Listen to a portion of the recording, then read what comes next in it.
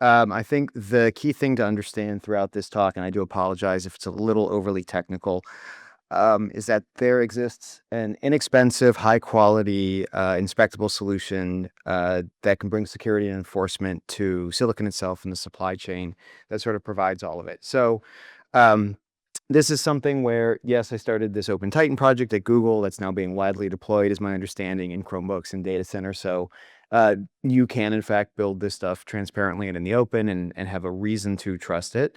But now we're kind of taking that and with the global platform organization, moving into a more standards aligned way where it scales from very small IoT devices all the way up to the very largest chiplet based data center chips.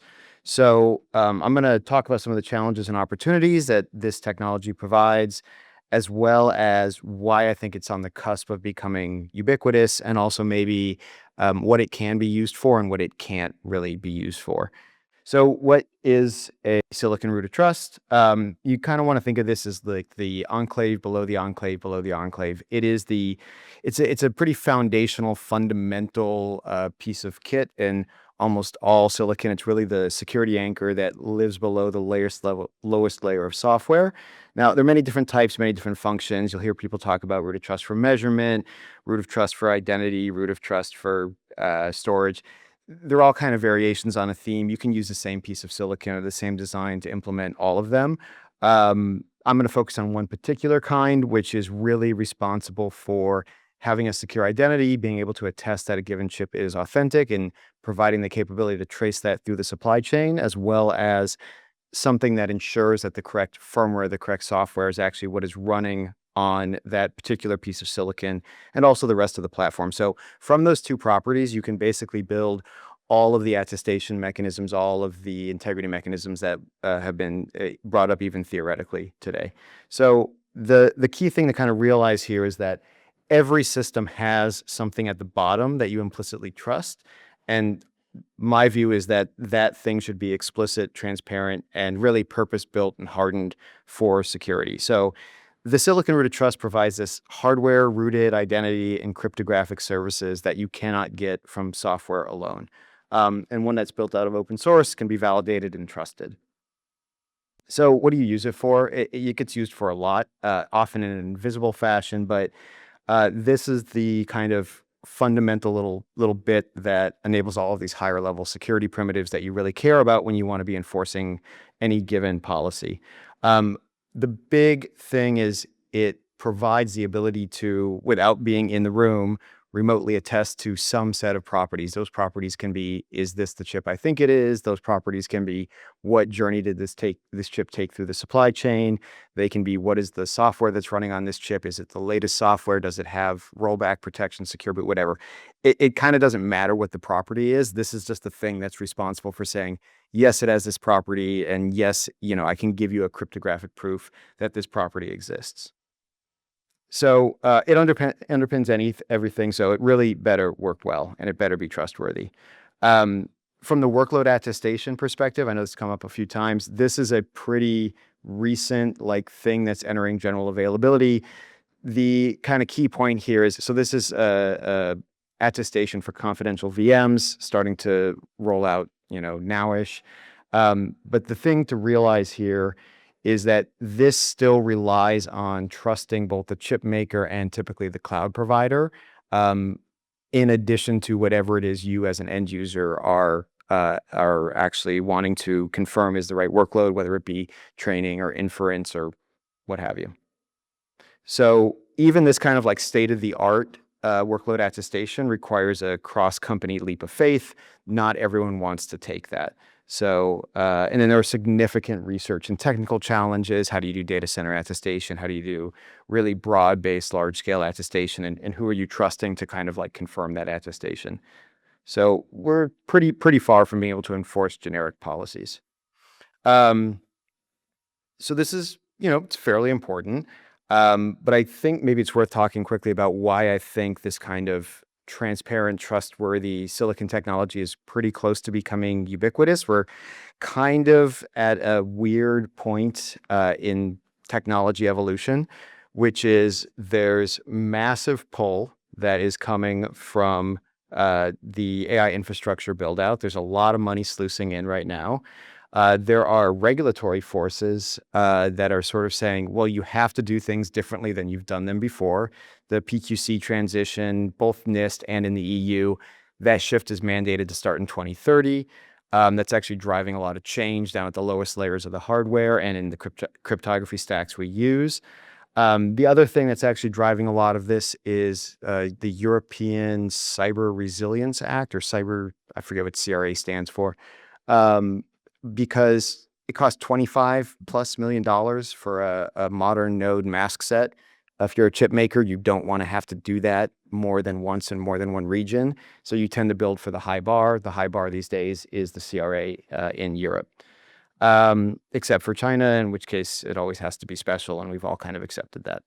So, and then the third thing is this kind of open source secure silicon has reached a point of maturity and credibility where there are, I wouldn't say broadly available, but there are available designs that have actually been commercially taped out and are shipping at scale in commercial products or in hyperscaler data centers. So that's kind of enabled a verifiable solution to this problem without an onerous cost burden. So you have the market pull, you have the regulatory requirement, and you have this new enabling technology that fundamentally changes the cost calculus and kind of turns it from a, well, why should I do that, to a, well, why aren't you doing that kind of question. So all these are kind of driving us towards mass adoption or ubiquity of these high quality, verifiable silicon solutions.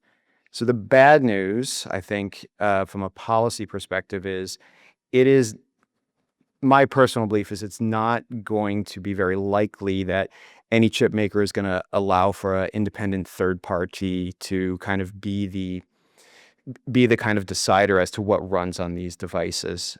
Even if these things were available everywhere, even if people had complete confidence in them, the problem is that whether or not it's a fair comparison, everyone does remember the Clipper chip. And if this stuff were to get pushed too far, you'd see this kind of weird alliance between the cryptography community, the folks who do government relations on behalf of the chip makers, and the digital rights activists. It'd be a very strange coalition, but it would be a pretty significant amount of pushback. And these verification regimes always require someone with authority, and you get really quickly into questions of like, well, who and why should they be trusted? So I'm going to argue that there is one entity that should be trusted, and that entity is the end user, be that a government customer, an actual end user like individual, or a large company. So one of the kind of more surprising things is that when we buy a chip, when we buy devices, we don't actually own those devices. And I'm going to define ownership as the ability to control what software runs on those devices. Even very low level in the chip, there's a lot of proprietary software that runs. There's a lot of things that you're unaware of that run, and you don't really have any control over whether or not that runs the way things are organized today. So I talked a little bit about that workload attestation in the form of confidential VMs. That's pretty state of the art, but that still includes a lot of stuff that you don't control, that may be secure, may not be secure, but there is still that leap of faith. This isn't necessary, like we don't have to do it this way. It's just kind of how things are organized today. And that's this notion of bare metal attestation, where you're really moving things a lot closer to having the person who pays for the device, that pays for the silicon, pays for the platform, control what actually runs on there. It's actually a pretty good outcome as far as things go. It is very reasonable to say, well, I should be able to govern my own workloads. I should be able to control what runs on that because I purchased it. And that could, applies no matter who that end user necessarily is. So the key thing here is that this open source silicon root of trust technology enables a chip maker to make and sell chips, which is what they prefer to do, while also letting the end user control what is actually executing on those chips. So you can keep the third-party verification, you can drop the third-party verification, but the point is that you as a consumer do have a choice in who is providing those services. Are they adding value, or are they simply interfering with like the business of business? So either way, this trusted attestation of chips, the supply chain provenance, the workloads, it all begins with this silicon root of trust, which is typically hidden pretty deep into the system. So there's a lot that's actually achievable. It's a pretty good news story. So with these technologies, like they're actually pretty much a significant win based on how things are done today. This core security primitive enables everything from supply chain provenance to workload attestation to perfect recoverability. And that recoverability, my view is, as these models enable more effective, more scalable sort of cyber attacks, you are going to need to be able to control your devices all the way down below the software at the hardware layer. And this is how you accomplish that. You're going to need to have to recover any system at any point in time. And this is how you do it. You can also think of this, if you want to get dramatic, as the kill switch for killer AI, or really just the ability to own the hardware that you are paying for, that someone is paying for. The real questions kind of revolve around who gets to determine what's authentic, who gets to build evidence for trustworthiness, and make those decisions for what to do with those results.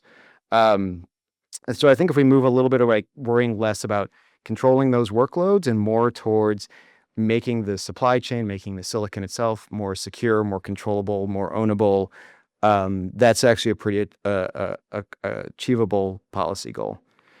So I'm going to close out and open up to questions if there's any time left, by saying, not a lawyer, not a policy expert, but I am a practitioner who has deployed these technologies at scale in the US, in Taiwan. So my advice as a practitioner is really to worry more about aligning incentives. So if you give chip makers a reason to voluntarily incorporate these security features that happen to enable the kind of governance primitives that you might want, you will see a much greater uptake and adoption. These chips are inherently global. The whole ecosystem is global. They're not going to really be keen on biasing for one government's control over another, but they are very responsive to customer requirements, and they are very, very sensitive to liability. So what I'm suggesting, and again, not an expert here, is some sort of a liability shield for the chip makers so that if they choose to implement sort of a set of best practices, which would probably be standardized by NIST, then they get some protection, right? Because right now in Europe, they're really tackling this from a punitive angle with CRA, but I think there's a carrot as well that can be put out to these folks, whether that be OFAC or whether that's through BIS, whatever it is, where you can align these incentives and you can sort of say, look, just do this the right way and we'll give you some level of protection. So yeah, I mean, the way to think about this is the security properties of these open source implementations are publicly auditable. You have reason to trust them, auditable. This also simplifies any certification process, so it really lowers that barrier to getting the approval.